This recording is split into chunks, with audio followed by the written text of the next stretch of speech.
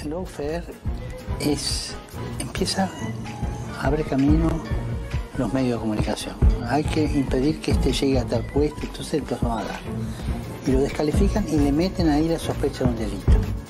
Entonces se hace todo el sumario, que suelen ser sumarios grandísimos, donde no se encuentra, pero para condenarlo basta el volumen del sumario.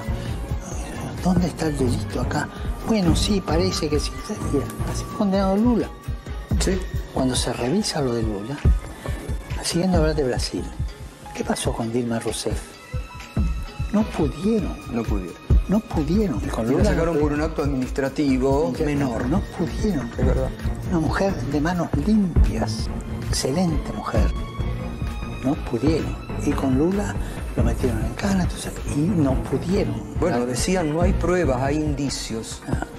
Bueno, te juegan eso. Ayer precisamente salió eso. Ahora, ¿cómo se hace? Porque se condenan inocentes. Sí. Se condena inocentes. Sí, sí. Y en Brasil sucedió lo mismo con estos dos casos. ¿Y cómo se puede hacer para alzar la voz y purificar eso? Y hay que alzar la voz, hay que decir que hay una irregularidad, hay otra. Y los políticos tienen esa misión, ¿no?, de desenmascarar una justicia que no es justa. Acá, durante el tiempo en que Lula estuvo preso, me reuní 2 veces con las comisiones que estaban trabajando por su liberación. Lula libre. Esas reuniones las conducía Amorín. Una vez vino el actual presidente de Argentina. Sí. Fernández estaba en esa reunión. ¿Le preocupa el avance de la ultraderecha en el mundo? Y siempre. La ultraderecha se recompone. Es curioso. Se recompone siempre. Mirá. Mi carta de identidad es Mateo 25. Lee Mateo 25 y al que dijo eso vos le decís es comunista. ¿Quién va a entrar al cielo? Tuve hambre, me diste comer. Tuve sed, me diste beber. Tuve hambre, me saciaste. Estaba desnudo, me vestiste. Estaba preso, me viniste a visitar. Esa es la regla de conduta. Comunista. Olá, caríssimos irmãos e irmãs, sejam bem-vindos a mais um vídeo do canal Guardiões da Fé Católica. Pessoal, vejam só, é um vídeo curto, é um vídeo que eu gostaria de não estar fazendo, tá? É um vídeo que eu pensei até se deveria fazer agora, já que a gente está na Semana Santa, mas eu acho que é essencial que eu fale sobre esse assunto agora, para poder acalmar os corações, e eu acho que a minha omissão, alegando respeito, alegando receio de ferir a unidade da igreja, só pioraria a situação.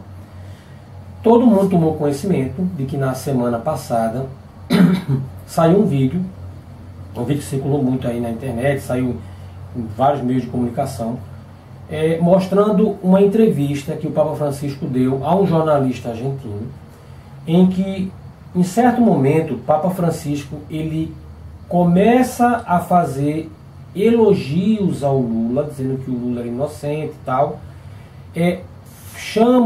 diz que Dilma é uma mulher de mãos limpas, mostra que houve uma injustiça, ele cita o termo lawfare, né, para dizer que o termo lawfare quer dizer, resumidamente, a utilização do sistema judiciário para fins políticos, e ele mostra que o Lula e a Dilma sofreram, na verdade, perseguição política, e que a verdade, de certa forma, acabou vencendo no final. Ele não fala exatamente assim. E em outro momento também é perguntado a ele sobre a questão da direita, da ultradireita, ele diz, realmente a ultradireita sempre se recompõe, tal. Então, em outro momento também você vê que o Papa Francisco, ele acaba falando sobre a questão do comunismo, aí ele cita Mateus 25, que é a regra de conduta, tal. Então faz uma associação estranha, como se falasse, como se aquilo ali desse a entender que o comunismo, pode haver uma espécie de comunismo bom. Ficou muito confuso essa parte. Isso repercutiu muito. Entre os esquerdistas foi uma festa, nos meios de comunicação, que são esmagadoramente esquerdistas também, foi passado como uma coisa muito positiva, mas entre os conservadores e os católicos fiéis à igreja, isso foi um choque terrível. O que eu tenho para dizer para vocês, pessoal? Vejam, eu vou ser muito cuidadoso no que eu estou falando. porque às vezes a gente quer ajudar e a gente acaba assim criando problemas maiores.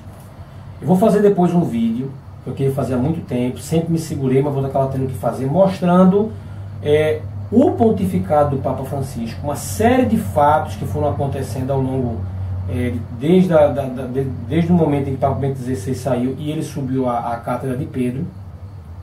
Não é o caso agora, mas vou fazer esse vídeo em breve. Mas eu quero dizer para vocês o seguinte, vejam, devido à quantidade de fatos que aconteceram ao longo desse tempo, polêmicos envolvendo o Papa Francisco, não dá para a gente negar que existe um certo alinhamento à esquerda desse pontificado. Escute bem o que eu estou falando. Há um certo alinhamento à esquerda. A forma como o Papa Francisco se expressa muitas vezes, declarações que o Papa Francisco faz que não são muito claras, a forma como, que isso me chama mais atenção, a forma como a imprensa e a esquerda paparica o Papa Francisco, mesmo quando o Papa Francisco fala aquilo que é certo, eles evitam atacá-lo. Você pode notar. Vocês têm declarações dele aí contra a ideologia de gênero, contra o aborto, contra tudo isso aí, normalmente. E que ele respeitou a doutrina da igreja, a moral da igreja. Mas quando ele falava isso, ele não sofria ataques. Quando era São João Paulo II, o Papa Bento XVI, sofriam ataques.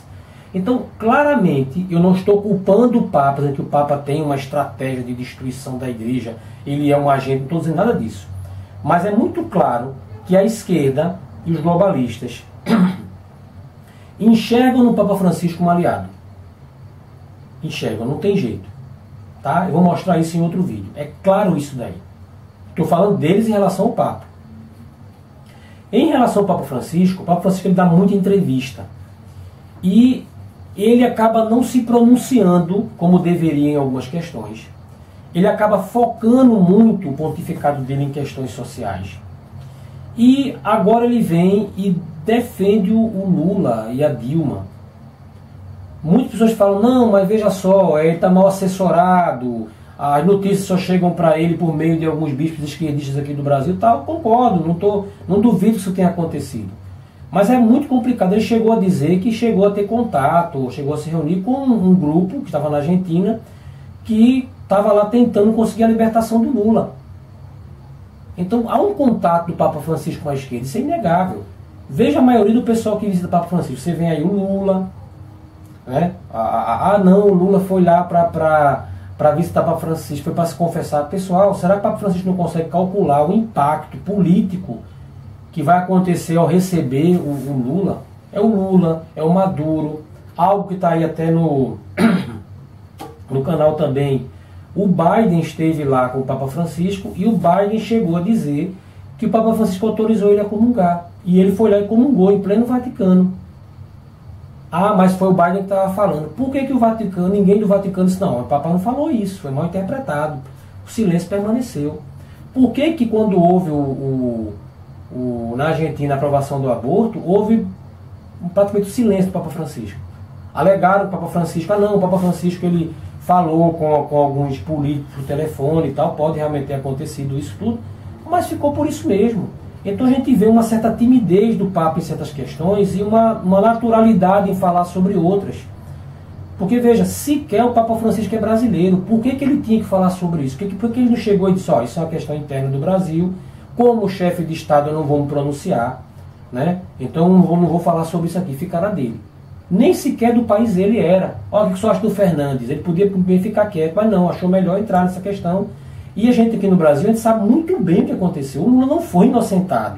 A Dilma foi impeachmentada. E o processo de impeachment dela foi legítimo, foi todo acompanhado. O STF acompanhou, a OAB acompanhou, todo mundo acompanhou, todo mundo concordou. Processo completamente normal, correto. Ninguém nunca disse que ela estava certa. Ela foi impeachmentada, o Lula foi preso e o Lula não foi inocentado. Simplesmente houve uma manobra, que a gente sabe qual foi, né, para poder tirar ele de lá e depois tornar ele elegível.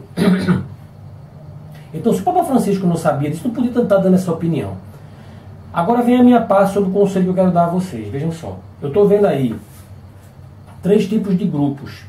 3 grupos na igreja que estão em relação ao Papa Francisco.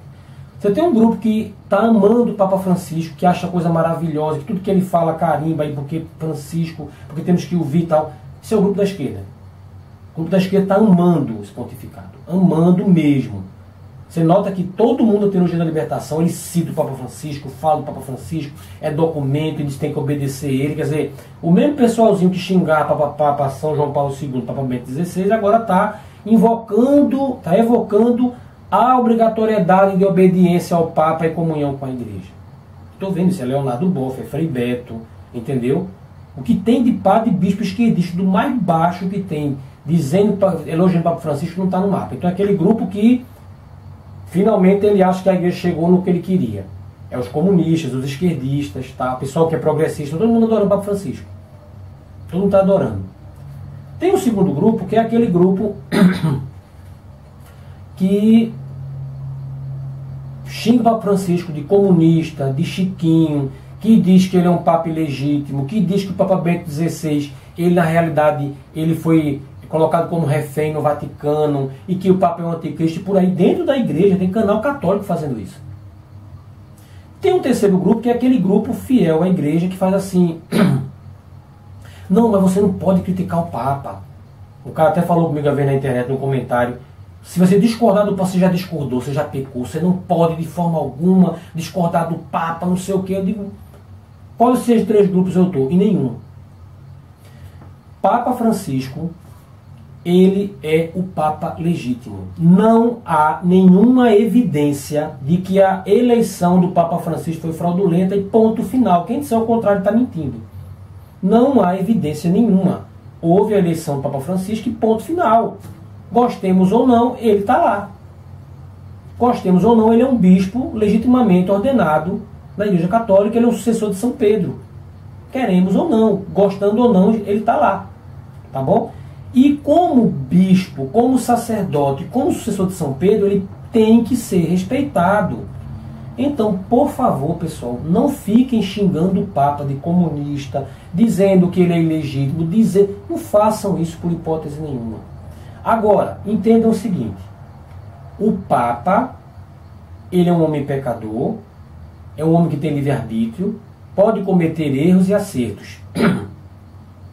É dogma de fé católico que o Papa só possui o dom da infalibilidade. Se você não é católico, vou explicar a você. Infalibilidade não é impecabilidade. O Papa pode pecar, pode até ir para o inferno. Deve ter alguns lá, né? Deus é quem sabe. Mas o dom da infalibilidade é o Papa. Quando o Papa fala em ex-cátedra, quer dizer, quando ele fala oficialmente em nome da Igreja, em questões relativas à fé e moral, só nesses casos, aí há um auxílio especial do Espírito Santo para ele naquele momento.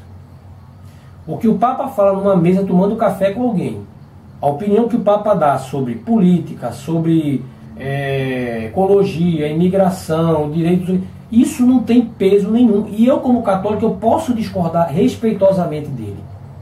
Eu posso discordar e devo discordar respeitosamente dele.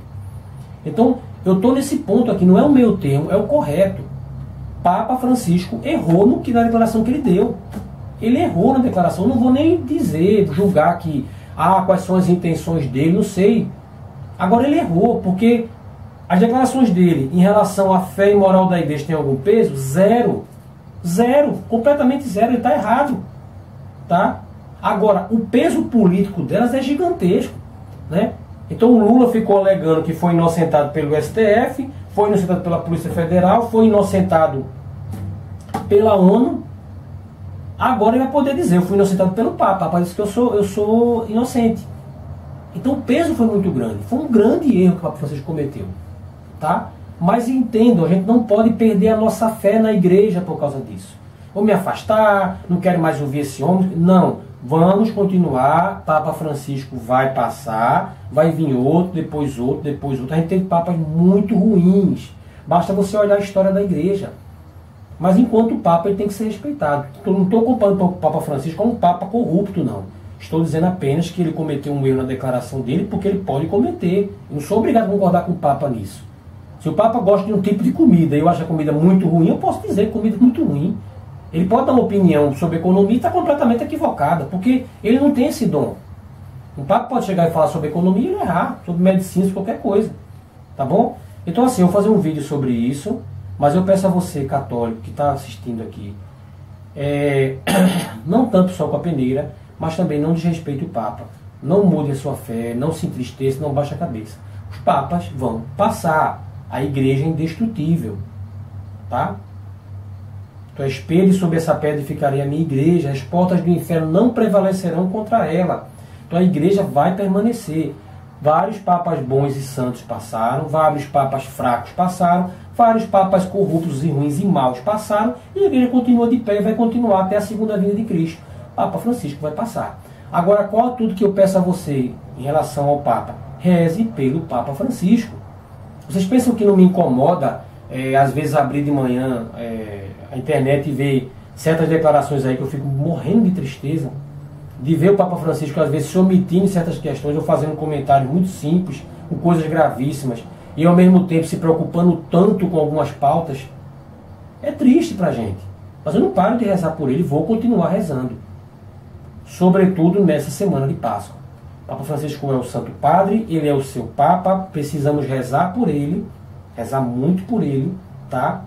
Saber que também existem muitas coisas que ele pode estar cometendo por ignorância, porque ele não sabe o que acontece no mundo todo. Talvez muitas fontes de informação que estão chegando para ele estão vindo justamente pelos canais contaminados. Ele tem muito bispo aqui no Brasil esquerdista que vai lá falar com ele. O grande amigo do Papa Francisco no Brasil era Dom Cláudio Rumes, bispo da Teologia da Libertação, esquerdista conhecido já aqui no Brasil. E era amigo dele. Então a gente não sabe, tá?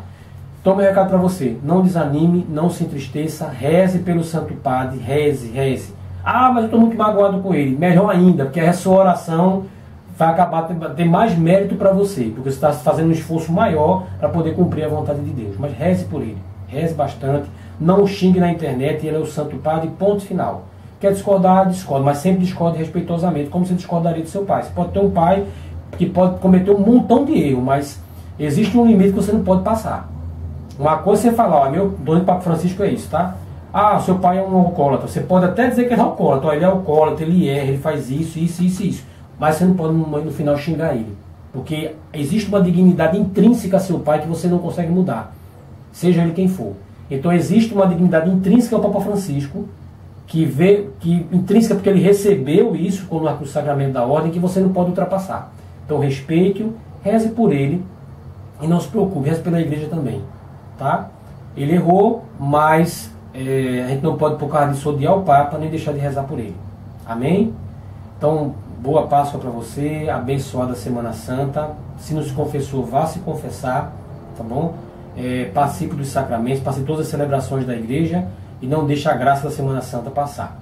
Peço a você que você se inscreva no nosso canal, curta se você gostou desse vídeo, ative o sininho caso você queira receber nossas notificações, compartilhe também nossos vídeos para outras pessoas, divulgue nosso canal, acesse nossa página do Facebook, no Instagram também, você está vendo as redes sociais que a gente tem aqui, e você vai ver que além do Facebook e do Instagram, a gente também tem redes sociais que eu chamo de alternativas, né? A COS TV, que você não conhece, é uma espécie de YouTube mais simples, o Truth Social, porque a gente conhece que é uma rede nova, e a Gathering. Por que essas redes são importantes, alternativas? Porque a gente não sabe quanto tempo a gente vai ficar livre para poder falar aqui no YouTube, Facebook, Instagram. Já sofremos restrições. Então, caso você não nos encontre aqui, ou a gente esteja sem postar vídeo há muito tempo, bloqueado, procure a gente nessas redes, que elas não vão cair. Nós não sabemos o quanto tempo a gente tem de liberdade de expressão. Então vá lá, faça um esforçozinho, se inscreva nessas redes, se inscreva, anote o seu e-mail sempre, você usa para você não se esquecer. Ou então sempre esteja acessando, que sempre estamos colocando conteúdo lá. Nunca a gente passa uma semana sem botar conteúdo das redes alternativas. Então acesse, porque ali é a nossa torre de esconderijo. Se a gente some aqui nessas redes, ou a gente começa já a não postar nada, tenha certeza que lá vai ter tudo normal. Então convido você também a nos seguir nas redes alternativas do nosso canal. Muito obrigado por tudo, até o próximo vídeo. Louvado seja nosso Senhor Jesus Cristo, para sempre seja louvado. Em nome do Pai, do Filho e do Espírito Santo.